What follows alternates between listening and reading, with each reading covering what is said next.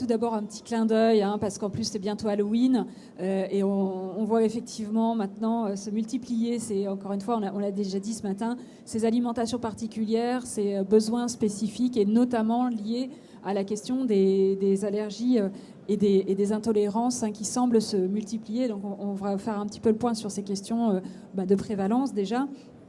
Mais on peut dire que d'un point de vue sociologique, ça peut compliquer un petit peu les choses pour ce qui est des repas en commun, que ce soit dans des occasions particulières comme Halloween, comme Noël, ou comme des repas de famille. On a tous eu l'expérience de repas de famille qui se compliquent liés au fait que tel ou tel membre de la famille a des besoins particuliers.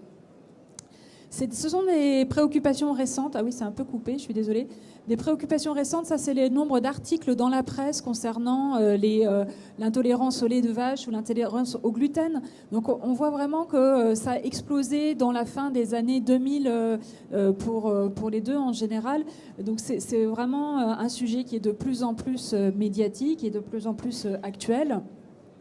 Et c'est aussi un sujet mondial, pas seulement un sujet de pays développés, ça aussi, il faut toujours le rappeler, avec là, quelques chiffres sur lesquels Madame Corati reviendra peut-être, mais sur la prévalence des allergies alimentaires, qui sont en général d'abord les allergies au lait, aussi aux œufs, et puis ça peut être aussi aux arachides, avec des prévalences qui sont variées selon les pays et selon les continents, mais qui sont dans l'essentiel quand on regarde vraiment la question de la prévalence mesurée d'un point de vue médical, plutôt quand même encore assez faible, alors que quand on interroge les personnes, quand on interroge les consommateurs sur est-ce qu'ils se sentent allergiques ou intolérants, ou est-ce qu'ils évitent certains produits, donc comme le gluten ou comme le lactose, on a des proportions beaucoup plus élevées. Donc là, il y a vraiment un écart, c'est déjà ce qu'on peut dire, entre la prévalence telle qu'elle est mesurée par des tests au niveau médical et ce qui est déclaré par les consommateurs. Donc là, sur la France, on a une enquête récente qui montrait donc la proportion de personnes qui évitent les produits avec lactose, qui est quand même de 17%, plus élevée, une proportion plus élevée pour les femmes et aussi pour les jeunes, et de 14% pour les produits sans gluten. Et puis encore aussi une part de consommateurs qui envisagent un petit peu d'adopter cette attitude. Donc c'est encore plus large si on prend en compte cette partie des consommateurs. Alors d'un autre côté aussi, on le sait que c'est un marché en pleine explosion, et là aussi dans le monde entier, que ce soit les produits les produits sans lait ou sans viande, on a déjà parlé ce matin, les produits sans lactose, les produits sans gluten, ou des produits sans allergènes en général, avec donc vous voyez là les chiffres d'affaires, mais aussi des taux de croissance qui sont situés entre 5-10%, donc une tendance qui continue de se développer. Ce qui est intéressant, c'est de regarder ce que nous disent les sociologues et les anthropologues pour expliquer l'essor justement de ces intolérances, ces allergies, surtout d'un point de vue, encore une fois, plus consommateur, donc plutôt les 14 ou 17% qu'on a vus tout à l'heure. Alors, ils ont différentes explications que je vous propose, ça a discuté, bien entendu.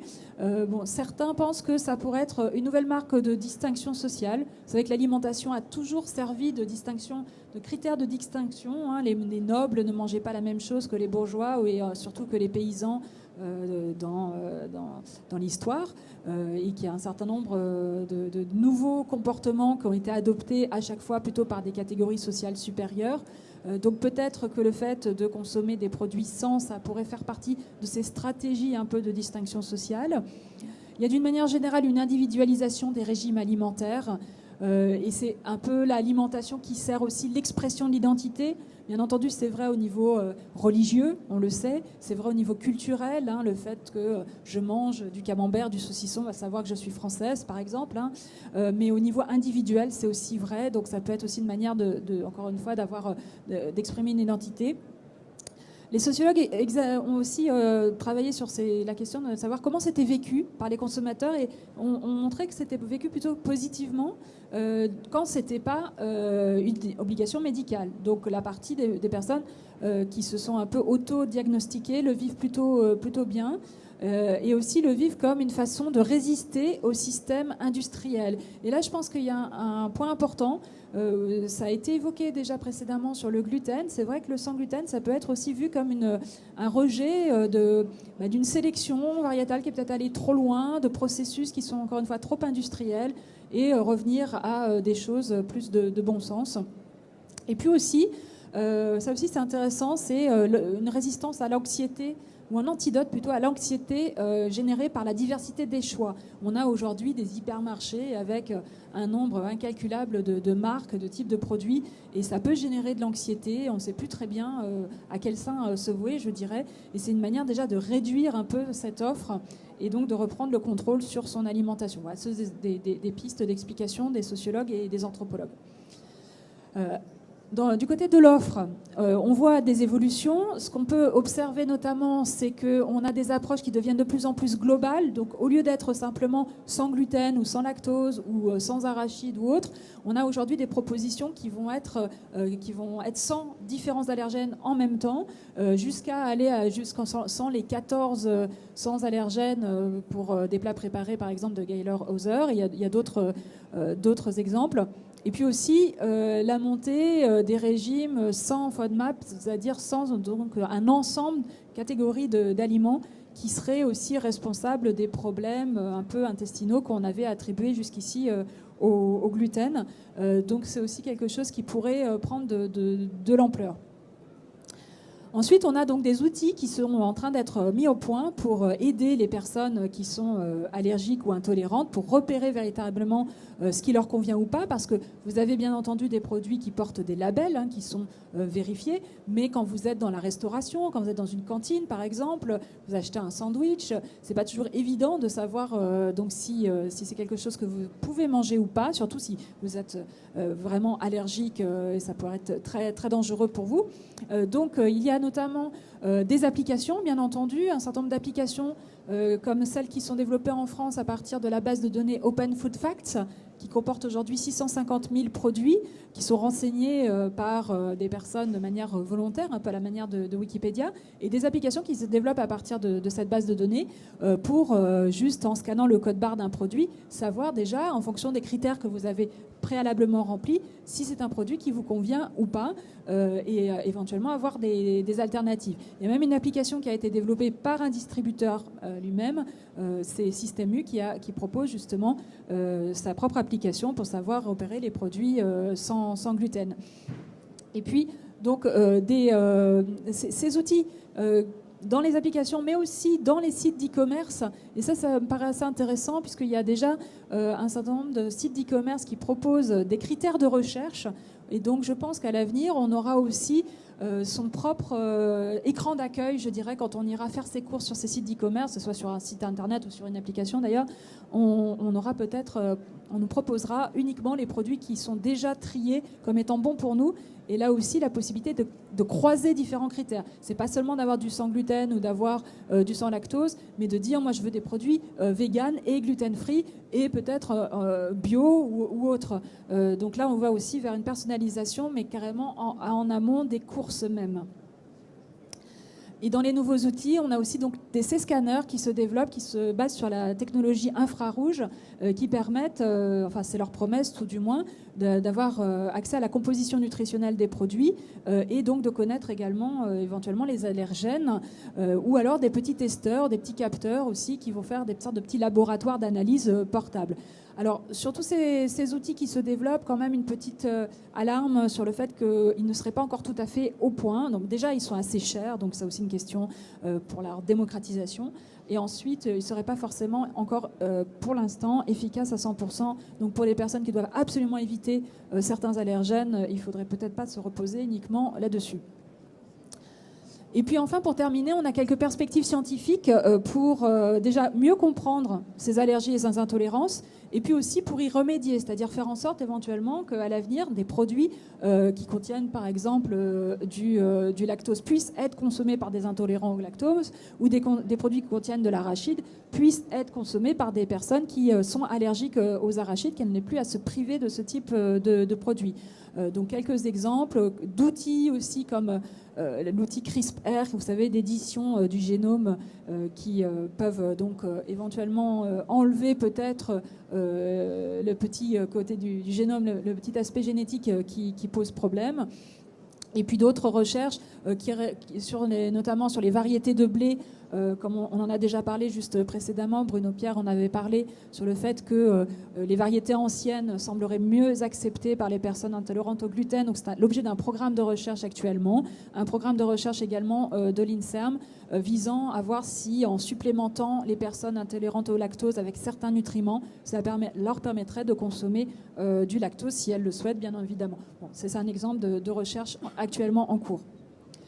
Donc la question, pour conclure, avant de passer la parole à l'intervenante suivante qui va vraiment rentrer dans le détail au niveau scientifique, c'est quand même d'un point de vue sociologique, est-ce qu'on va pouvoir continuer à manger ensemble demain? C'était l'objet d'un livre récemment, et c'est vrai que ça pose la question de savoir est-ce qu'on va aller vraiment vers des régimes ultra sur mesure, des régimes ou voire des produits qui seront vraiment sur mesure. C'est quelque chose qui est exploré, je ne sais pas si vous êtes déjà passé dans le Future Lab à l'entrée du Hall 6, vous avez un petit cinéma qui vous projette dans l'avenir et dans 2030. Donc c'est un des sujets qui est abordé dans cette petite vidéo très courte, mais qui vous donne également accès à un dossier plus détaillé qu'Alimavenir a réalisé. Donc je vous encourage à le regarder. Ce sont des sujets creusés dans ce dossier. Et ça pose une vraie question pour l'avenir de l'alimentation en tant que convivialité, partage et bien sûr goût et plaisir.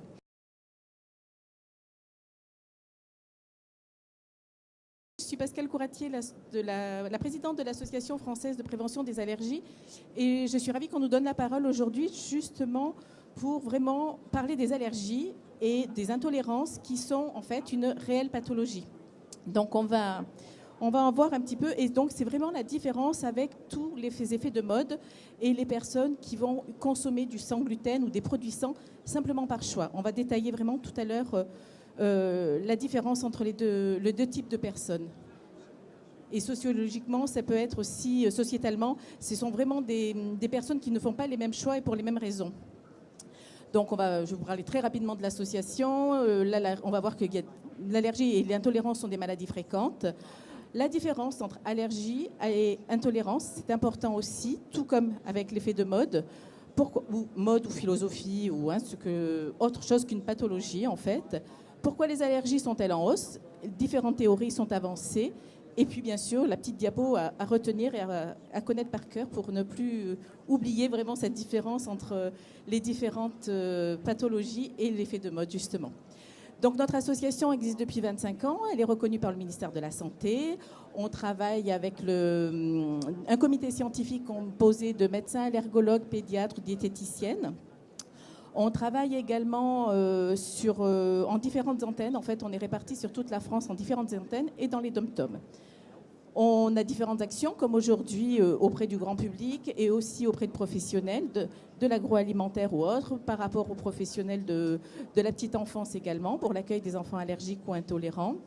On intervient aussi auprès de la DGCRF et du Parlement européen pour tout ce qui concerne l'étiquetage. Je vais passer simplement sur ce sujet-là puisqu'on est au cœur du sujet ici. Et bien sûr, notre mission première, c'est l'écoute, le conseil et le soutien aux familles. Et on édite des tas de guides et on fait aussi des partenariats avec certaines entreprises. Voilà. Ensuite, vous voyez, parce que certaines personnes ont peur que j'oublie, mais non. Bien sûr, on a une page Facebook, etc., tous les réseaux sociaux, et on a un super nouveau magazine que vous avez dû avoir, Allergie le Mag, donc qui traite de l'allergie tous les trimestres et à destination du grand public et même des professionnels. Alors l'allergie, une maladie fréquente. Là, nous allons voir que effectivement, ce n'est pas si rare que ça.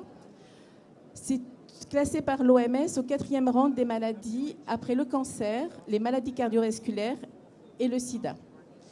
Pour vous donner un aperçu très simplifié, d'ici 2050, à peu près 50% de la population sera allergique.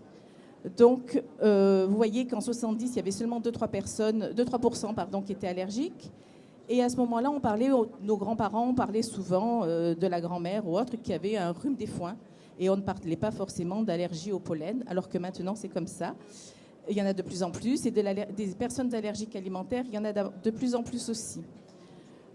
Pour vous qui êtes dans l'agroalimentaire, le fait que ce nombre de personnes augmente est important du fait que quand dans une famille, il y a une personne qui est allergique, et en fait c'est la totalité de la famille et des amis, et oui, la famille réduite, on va dire, aux parents, etc., et la famille plus élargie et les amis, qui vont consommer les mêmes produits que la personne allergique. Donc, il faut vraiment s'adapter aussi.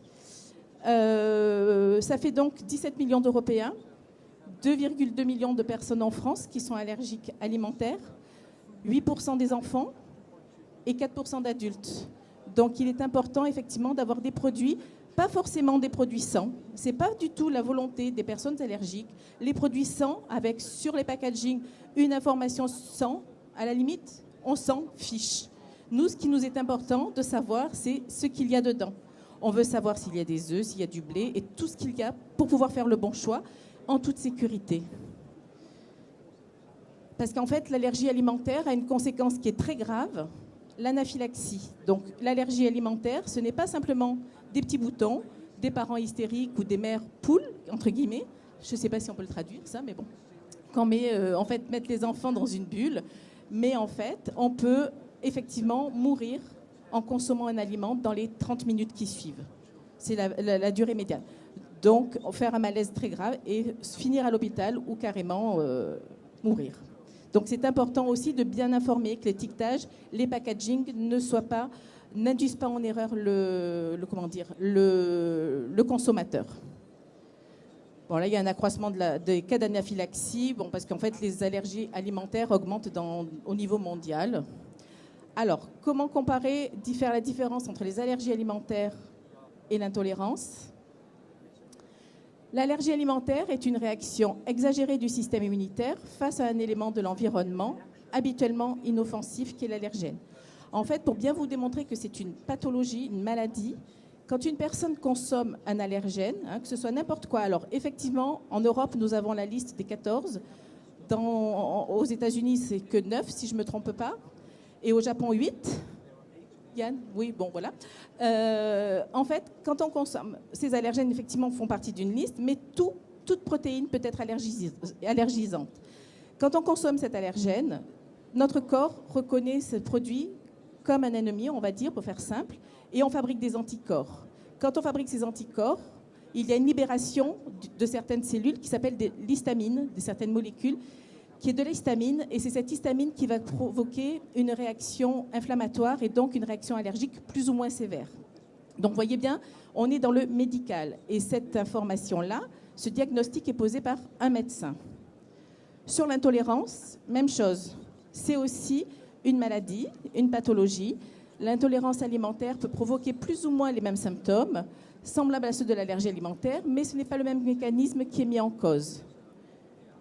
Là, par exemple, je ne sais pas si je peux revenir, bon, c'est pas grave, sur l'intolérance, par exemple, on parle de l'intolérance au lactose. C'est parce qu'en fait, notre organisme ne sécrète pas ou pas suffisamment de la lactase. Donc, on voit bien que là, c'est un problème médical aussi. Même souci sur la digestion du blé, les intolérants au gluten, les cœliaques. Il leur manque en fait certaines enzymes pour pouvoir bien assimiler et absorber ce gluten. Ce n'est en aucun cas un choix. Et l'allergie alimentaire peut, comme je vous l'ai dit tout à l'heure, être plus qu'invalidante, mais peut être aussi fatale. Pourquoi les allergies sont-elles en hausse ? Là, voilà, on arrive à un sujet moins médical, mais c'était important aussi que vous ayez bien les informations pour faire la différence dans notamment vos packaging et vos nouveaux produits entre le choix et le choix, parce qu'en fait, on met sa vie en danger. Et l'importance donc de ne pas induire en erreur sans le faire volontairement, mais le consommateur. Alors, pourquoi les allergies sont-elles en hausse ? Il y a notre mode de vie moderne et la modification de notre environnement qui est mis en avant. Nos habitations hermétiques de plus en plus. Depuis les années 70, dans nos maisons, c'est surchauffé. On a pratiquement tous du double vitrage. On met le chauffage très fort. On n'aère pas parce qu'on n'a pas forcément le temps d'aérer. Donc, tout ça va faire que dans notre maison, on va avoir davantage de composés organiques volatiles. On oublie nos habitudes, comme j'ai dit tout à l'heure, d'ouvrir la fenêtre chaque jour, aérer, etc. Et tout ça fait qu'il y a une prolifération d'allergènes dans la maison. Il y a également la théorie hygiéniste. Et là, donc, on approche plutôt le côté de l'environnement, du logement aussi, qui, à l'inverse, on a un environnement de plus en plus aseptisé. On utilise de plus en plus d'antibiotiques, même si ce n'est pas automatique, hein, la petite phrase magique. Le fait d'avoir des enfants qui naissent par césarienne aussi pose un problème du fait que les enfants, donc en naissant par voie naturelle, ont déjà un contact avec le microbiote de la maman et sont sensibilisés. Ça lui permet aux enfants de, comment dire, je ne trouve plus le mot, d'installer, merci, le système immunitaire et donc du coup de favoriser et d'apprendre à lutter contre les allergies. Les produits d'entretien, les cosmétiques, qui sont aussi des problèmes quand on passe sur sa peau des produits qui sont des perturbateurs endocriniens. Parce qu'un perturbateur endocrinien, qu'est-ce que ça fait? Ça modifie le système immunitaire. Et on l'a vu, la maladie allergique ou l'intolérance, c'est un problème, une défaillance du système immunitaire. Les animaux de compagnie aussi, on en a de plus en plus. Hein. Il y a une étude qui dit, une étude de 2014, si je me souviens bien, en 2 ans, on a eu plus 11% d'animaux domestiques dans les maisons. Donc, ça crée aussi des problèmes d'allergie. Et on va arriver au sujet qui vous intéresse le plus. On va y arriver. Ah non, les pollens avant. Pollen, exactement aussi. Pollution, le réchauffement de la Terre qui fait que les arbres pollinisent de plus en plus souvent et longtemps surtout. Du coup, on est davantage agressé par les pollens tout au long de l'année. La pollution extérieure, les particules fines, alors on n'est pas allergique à la pollution extérieure. En revanche, cela va nous, ça va nous irriter. Même si vous n'êtes pas allergique, quand il y a beaucoup de pollution, vous avez toujours, vous tout sautez, ça ne va pas très bien. Et chez une personne qui a de l'asthme ou qui a une rhinite allergique, donc le nez qui coule régulièrement, ça va exacerber ses symptômes. Et en fait, si cette personne a déjà quelques allergies, respiratoires ou cutanées, et qu'en plus elle va manger un produit alimentaire auquel elle est allergique, alors même si parfois elle peut réagir légèrement, le tout peut faire qu'elle peut réagir très violemment aussi.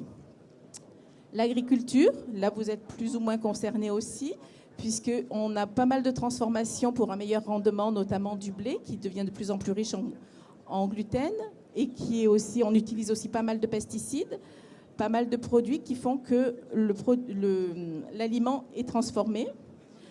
Notre alimentation, en fait, depuis quelques années, depuis une trentaine d'années, on ne consomme plus du tout la même chose que nos grands-parents. Au supermarché, aujourd'hui, on retrouve un rayon de produits exotiques, des kiwis, des mangues. Moi, je me souviens quand j'étais plus jeune, au supermarché, il n'y avait pas forcément de kiwis ou de mangues. C'est arrivé il y a une vingtaine d'années, 25 ans. Les menus orientaux, maghrébins, asiatiques, antillais, c'est aussi quelque chose de relativement nouveau. On en trouve à tous les coins de rue. Dans tous les supermarchés, on a un rayon, entre guillemets, pays du monde. Il y a donc dans ces plats-là beaucoup de sésame, d'arachide, etc., du soja, qui font qu'on n'est pas habitué en Europe. Et surtout, il y a une quantité énorme, ce qui fait que ça nous sensibilise aussi.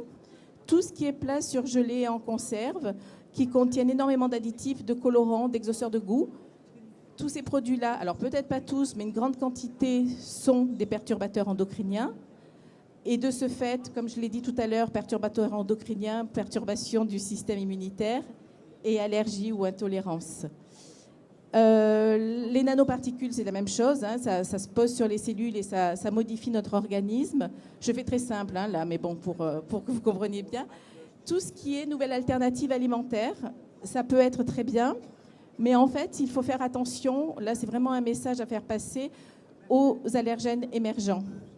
On utilise de plus en plus de soja. On en a de partout. Le soja est naturellement un polyoestrogène. Donc, ça modifie encore notre système immunitaire. Maintenant, les industriels, vous commencez à savoir que le soja est un allergène majeur. On passe à d'autres produits. Le pois blanc, et puis j'en passe. Attention, nous allons voir les mêmes problèmes. Parce que ce sont des produits qui sont aussi très, très allergisants. Et tous ces nouveaux produits, attention.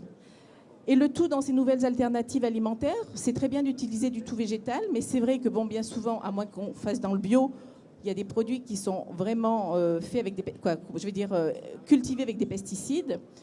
Et puis, ce que j'allais dire, que je suis en train d'oublier, oui, ça y est. Dans le tout végétal, on retrouve également, pas dans le tout végétal, mais dans les nouvelles alternatives, on peut trouver énormément d'additifs. Effectivement, ça peut être sans gluten, sans lactose, sans ci, sans ça. Mais à côté de ça, pour obtenir des textures particulières et des textures qui vont ressembler à l'aliment d'origine, on va dire, hein, qu'on a l'habitude de consommer. Moi, je prends souvent l'exemple du fromage. Le fromage, c'est du laitage et on voit que certaines start-up qui créent un fromage sans lait, en fait, à base de noix de cajou. C'est bien, mais quand on voit tout ce qu'il y a aussi à l'intérieur, et c'est là aussi où je veux en venir sur le packaging de ce faux fromage. Attention, selon où il est placé au supermarché, on peut penser que c'est du vrai fromage, quelqu'un qui ne fait pas forcément attention, et puis finalement, il n'y a pas une goutte de lait, et c'est de la noix de cajou, et c'est terrible pour les personnes allergiques. Donc voilà, le packaging est vraiment important. C'est surtout pour cette information-là que je voulais revenir là-dessus. Après, ben voilà, on en arrive à la fin. Ce qu'il faut retenir de ma présentation, c'est que l'allergie et l'intolérance sont de réelles pathologies. Tout à l'heure, on a abordé le côté sociétal, oui, je l'ai dit rapidement.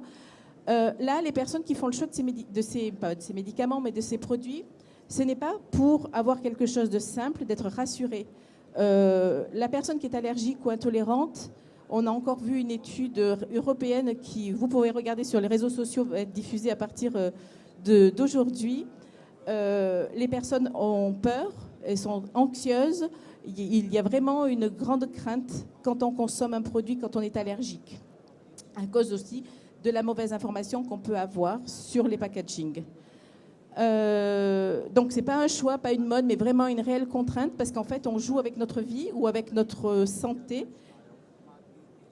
Savoir que donc d'ici 2050, 50% de la population sera allergique. Donc au travail, faites des super produits pour nos petits-enfants et nos enfants, s'il vous plaît. Les modes de vie, donc en partie responsables de cette hausse, on l'a vu tout à l'heure. Alors là, on va surtout reparler de l'alimentation. Attention à tous les additifs. C'est vraiment quelque chose qui va aller, de toute façon, ça crée des allergies et on sait aussi que c'est responsable également des cancers. Maintenant, vous le savez tous, il y a vraiment des études qui le démontrent. Donc vraiment prendre en compte cette problématique et sachez que l'AFPRAL en fait peut proposer aussi des accompagnements dans ce sens sur l'étiquetage, le packaging, vous donnez les pistes en fait, le ressenti des allergiques, des personnes allergiques et intolérantes pour vous aiguiller. On travaille déjà avec certains industriels et on peut vous aiguiller et vous aider à trouver une option, non pas de produits sans, mais vraiment avec toutes les informations qui vont bien pour que les personnes allergiques et intolérantes puissent consommer en toute sécurité. Je vous remercie.